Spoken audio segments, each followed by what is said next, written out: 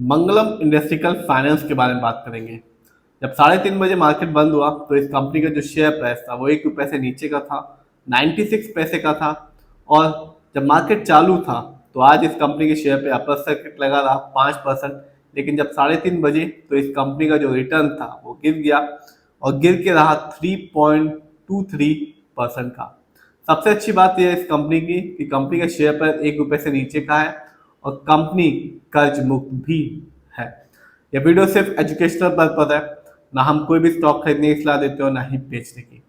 तो आज हम बात करने वाले हैं मंगलम इंडस्ट्रियल फाइनेंस के बारे में। ये कंपनी एक नॉन बैंकिंग फाइनेंशियल कंपनी है, रजिस्टर्ड है, आरबीआई के अंडर लोन्स प्रोवाइड करती है इंडिविजुअल को और कॉमर्शियल्स को भी।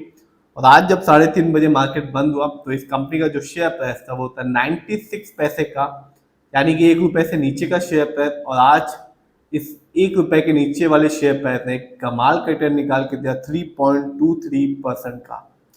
लेकिन ये एक पेनी स्टॉक है और इस कंपनी का जो भी होगा फंडामेंटल होगा वो स्मॉल ही होगा, फाइनेंशियल भी ऐसा ही होगा।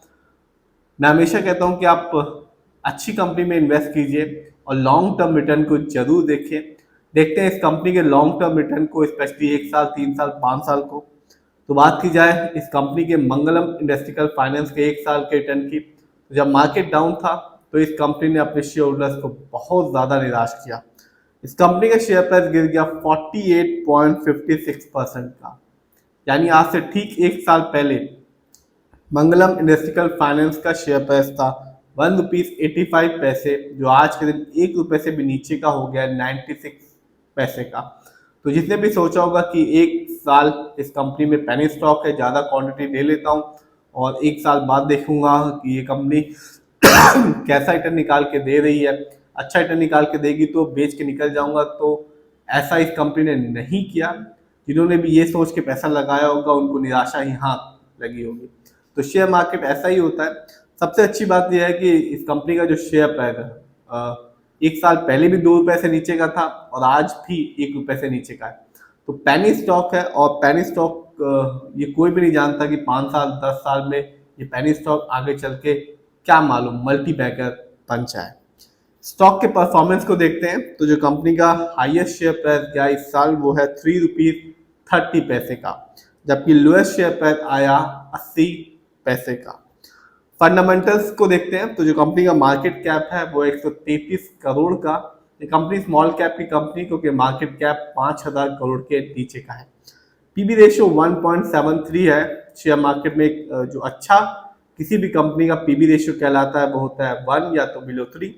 इंडस्ट्री पे अच्छा खासा है, 25.99 है।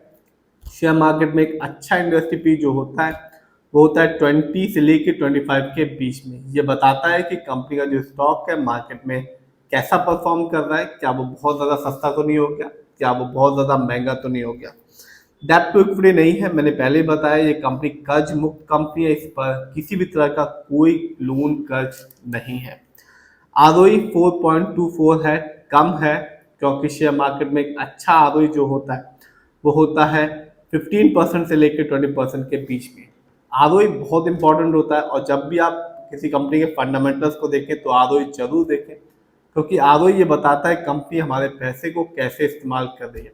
यदि सही से करती है तो आगे चल के फ्यूचर में एक अच्छा खासा बेनिफिट देखने को मिलता है। यदि सही से नहीं करती तो रिटर्न पाने की संभावना फ्यूचर में कम हो जाती है।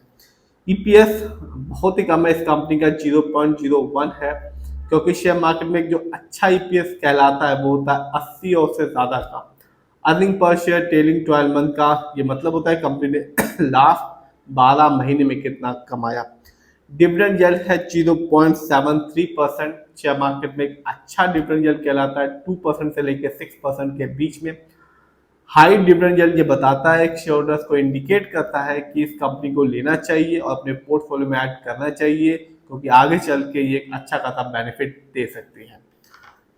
बात करें इस कंपनी की फाइनेंशियल कंडीशन की तो जो कंपनी का रेवेन्यू है सितंबर क्वार्टर में है 1.17 करोड़ का, जबकि 2025 में इस कंपनी का ईयरली रेवेन्यू है 3.56 करोड़ का।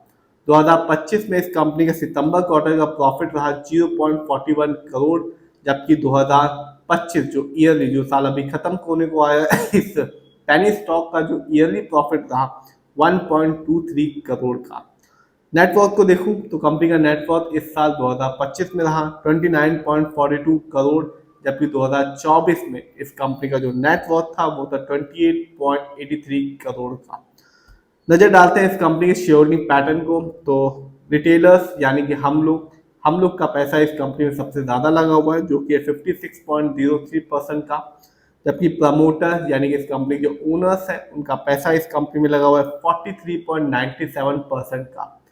तो एक पेनी स्टॉक है, आज से ठीक एक साल पहले 2 रुपए से नीचे का था और आज गिर के हो गया 1 रुपए से नीचे का, 96 पैसे का है। और आज तो इस कंपनी ने एक अच्छा बेनिफिट निकाल के दिया, रिटर्न निकाल के दिया, लेकिन लॉन्ग टर्म की कहानी इस कंपनी के फेवर में नहीं है।